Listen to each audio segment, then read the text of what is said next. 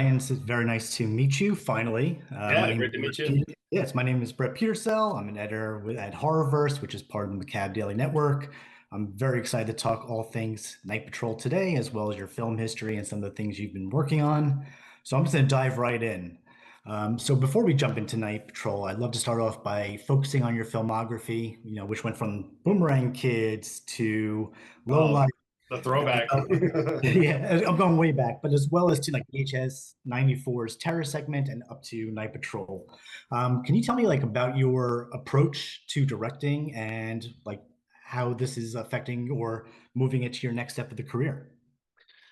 Yeah, I let's see, I always kind of try to approach everything with how can we have the most maximum fun while saying something without soapboxing and vice versa. How can we make something of substance that isn't a slog to get through. So I feel like it is always kind of finding that balance of which is one big thing of why I love genre and horror and like how to kind of frame those stories and a little bit of an appealing package. Yeah. Well, I'm glad that you actually brought it up about how you're framing stories and whatnot, because one of my questions is actually going to be about some of the subjects that are in the film. And that focuses on like racial inequality and maybe even police brutality. Now, how do you feel that they are being portrayed in Night Patrol?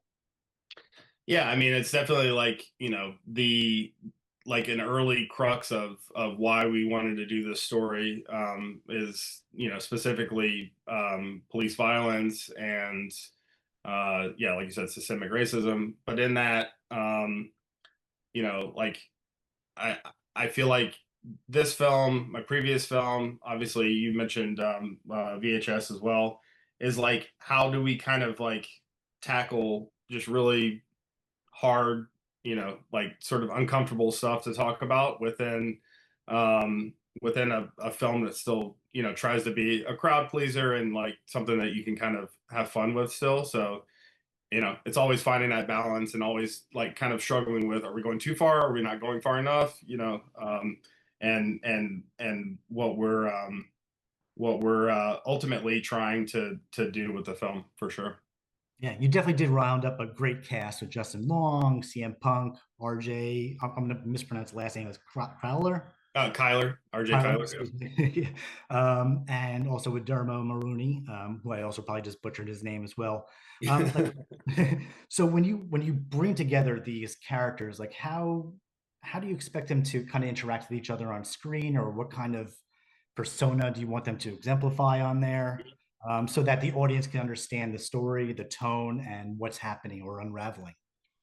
Yeah, I feel like well, one, we were just so lucky to get this cast. It's ridiculous, like never in my wildest dreams. And we've been working on this film for a while on Night Patrol, and we've been up and down on it. It's been cast, it's kind of fallen apart a couple different times. So I feel like we got like the best of the best version of the film, and it was finally the version it needed to be, which is really cool. And then to me, it's also kind of like the people that we cast in it, and they're bigger than life sort of personalities outside of the film or the world of film. It was like having fun with that, where it is like, I personally would want to go see a movie that has Justin Long and CM Punk and Freddie Gibbs and YG. Like, how do all of these guys interact, and how are they in a film together?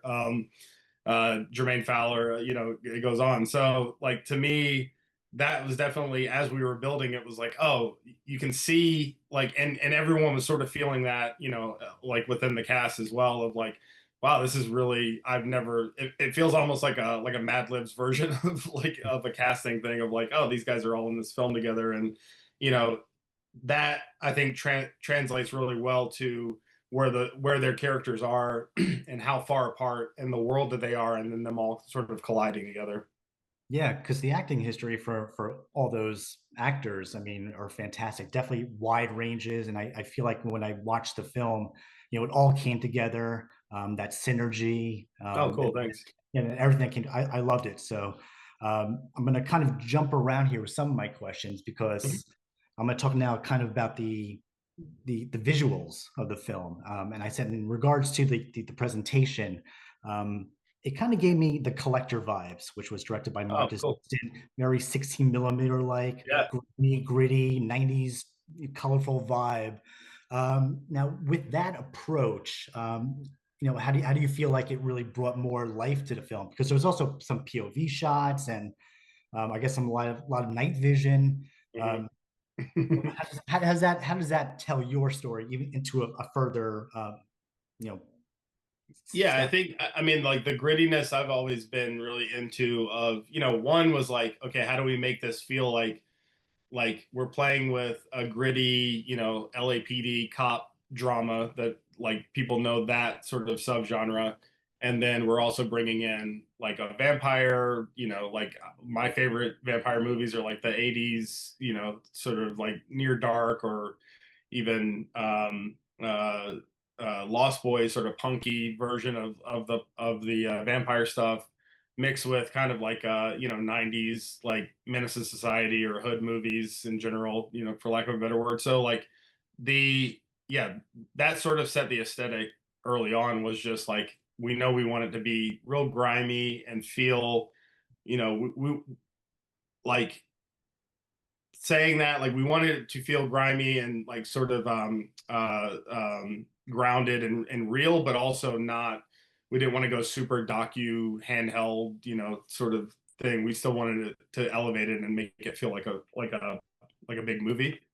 So that was sort of our initial thought was like one, you know, make it feel gritty, but then also we knew we were going to be shooting at night a lot, and like how can we take advantage of that and make that feel like deep shadows and like scary as well. So that was a lot of the initial kind of thinking into the visuals of that. Yeah.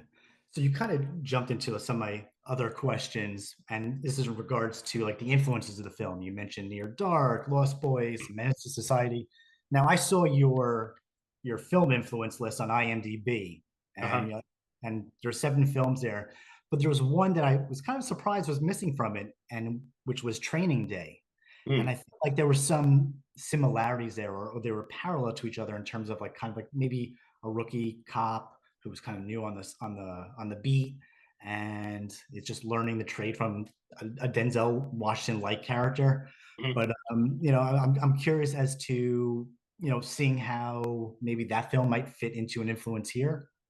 Yeah, for sure, big time. I mean, again, like there's so many cool, like I want to say it's like a sub genre, but like LA cop movies, like Training Day for sure, End of Watch. That movie Rampart, I really like that movie with Woody Harrelson from like the early 2000s. I don't know, like the way they shot.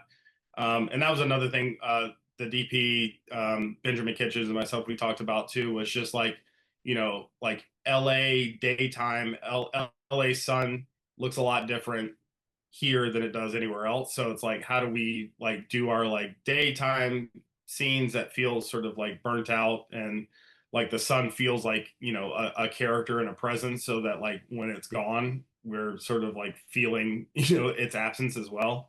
Like when the sun goes down in the middle of the movie, we know we're kind of in trouble.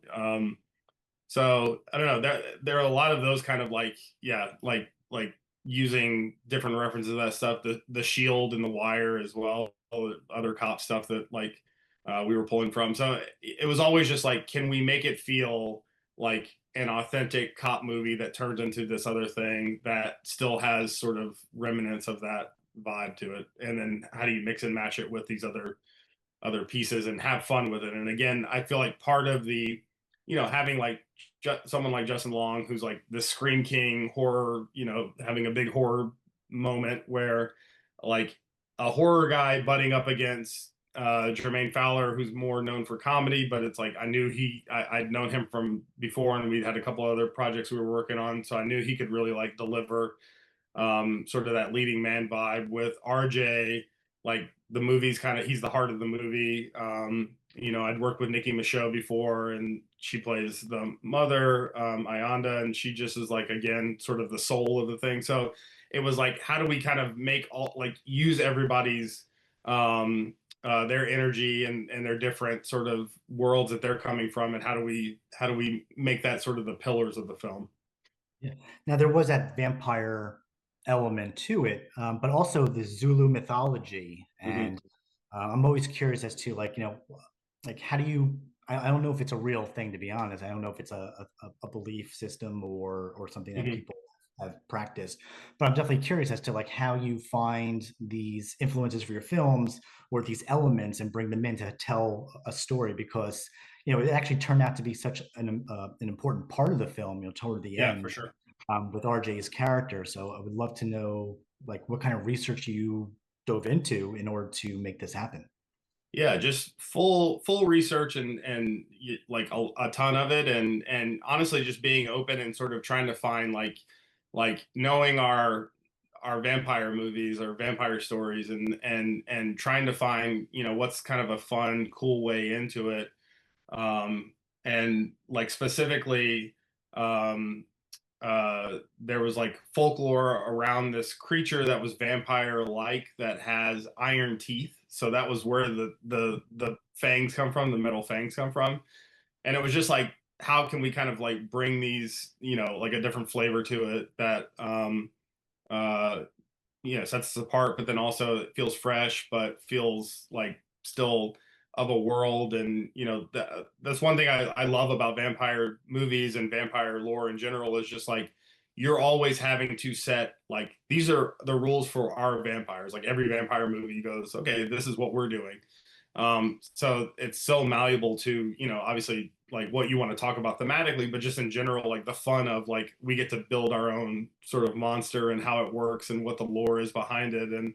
And then, yeah, trying to pull little cool snatches from different stuff and fill that out and make it feel like a lived in, breathed in world, was the fun of it.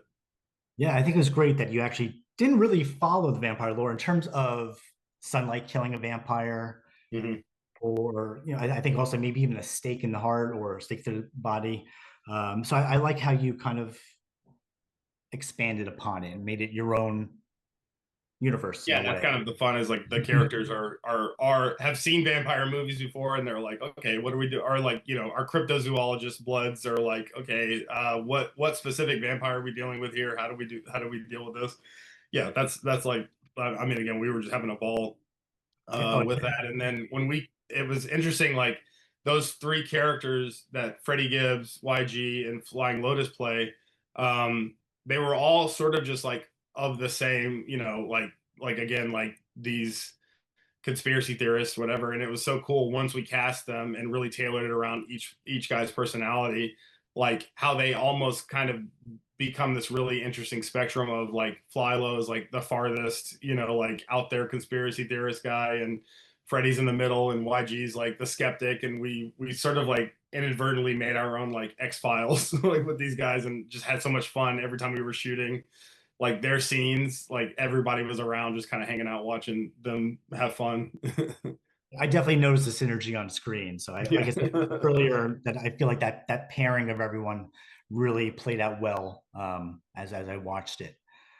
Yeah, and Um, everyone was just super game, which is really cool. I mean, like again, like someone like Justin, coming on and do, like, I've never seen him like this in a movie before, and like for him to push himself and like, like find another gear, it was just so exciting as we were doing it. Like it felt like, oh, this is special. This is something really cool. And I know he's gonna get a lot of shine off of it, because he just is so like, goes for it in the film. It's really fun. yeah, it's nice to see that he's transitioned into horror from his comedy days with Accepted, Hmm. Dodgeball, whatnot, to now the Coyotes and of course Night Patrol. Yeah, so it's a Yep. nice change for him, and I feel like he was a great fit for this role because of his personality and his demeanor. Yeah, and Yeah, awesome. Yeah, he's scary as hell in the movie. Like I knew he had it in him, but I was like, whoa, okay, this is real. and he definitely had it in him. Yes, and then also because I know we're short on time, so I'm going to ask you my last question. I would love to know what's next on your plate. Like, what can we expect from you in the near future post Night Patrol? Yeah, it's funny. It's like I've got another, like I'm trying to, I've got a couple different things going. Like I've got a couple scripts like floating around, and taking meetings and all that sort of thing. But I've got another I can't get away from it. I got this other vampire book that I really like fell in love with and been working with the author on like taking around and pitching. So that's another thing, I'm trying to get going. But yeah,